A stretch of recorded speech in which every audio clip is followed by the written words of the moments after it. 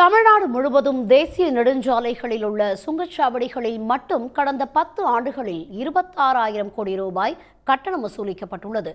இந்த நிலையில் தமிழ்நாட்டில் உள்ள சுங்கச்சாவடிகளின் எண்ணிக்கை 90ஆக உயர்த்த ஒன்றிய அரசு திட்டமிட்டிருப்பது வாகன ஓட்டிகளை அதிர்ச்சியடைய வைத்துள்ளது.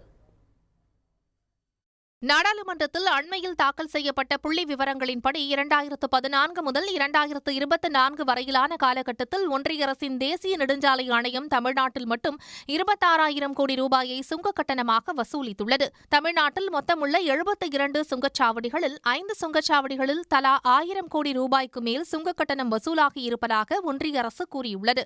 அதிகபட்சமாக மதுரை தொப்பூர் சுங்கச்சாவடியில் மட்டும் 1,945 கோடி ரூபாய் வசூலிக்கப்பட்டுள்ளது. கிருஷ்ணகிரி சுங்கச்சாவடியில் 1,636 கோடி ரூபாயும், விக்கிரவாண்டியில் 1,290 கோடியும், ஓமலூரில் 1,040 கோடியும், பள்ளிக்கொண்டாவில் 1,002 கோடியும் வசூலிக்கப்பட்டுள்ளது. தேசிய நெடுஞ்சாலைகளின் தரத்தை மேம்படுத்துவதில் கவனம் செலுத்தாமல் சுங்க கட்டண வசூலில் மட்டுமே ஒன்றிய அரசு கவனம் செலுத்துவதாக குற்றம் சாட்டும் வாகன ஓட்டிகள் உடனடியாக கட்டணத்தை குறைக்க வேண்டும் என வலியுறுத்துகின்றனர். டோல் வந்து கூட பிரச்சனை இல்லை.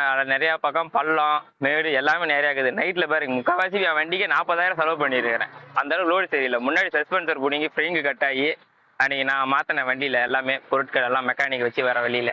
தமிழ்நாடு சட்டமன்றத்தில் தமிழகத்தில் ஏறத்தாழ 32 சுங்கச்சாவடிகள் காலாவதியான சுங்கச்சாவடிகளாக சட்டமன்றத்தில் தீர்மானம் நிறைவேற்றப்பட்டு ஒன்றிய அரசினுடைய போக்குவரத்து அமைச்சர் மாண்புமிகு நிதின் கட்கரி அவருடைய கவனத்திற்கு கொண்டு சென்றும் கூட இந்நாள் வரையில் ஒரே ஒரு காலாவதியான சுங்கச்சாவடி கூட தமிழகத்தில் அகற்றப்படவில்லை.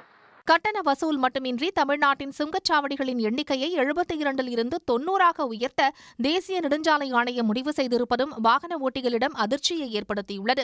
குறிப்பாக 60 கிலோமீட்டர் தொலைவுக்கு ஒரு சுங்கச்சாவடி மட்டுமே இருக்கும் என ஒன்றிய அரசு தெரிவித்துள்ள நிலையில் கிருஷ்ணகிரி மாவட்டம் நிழலாறு ஜித்தண்டஹள்ளி இடையே 60 கிலோமீட்டர் தொலைவுக்கு அமைக்கப்படும் நெடுஞ்சாலையில் 3 சுங்கச்சாவடிகள் அமைப்பதற்கான பணிகள் தீவிரமடைந்துள்ளன.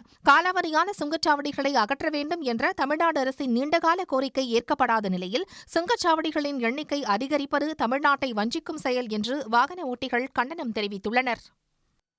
உடனுக்குடன் செய்திகளை தெரிந்து கொள்ள சன் நியூஸ் பெல் ஐகானை கிளிக் பண்ணுங்க.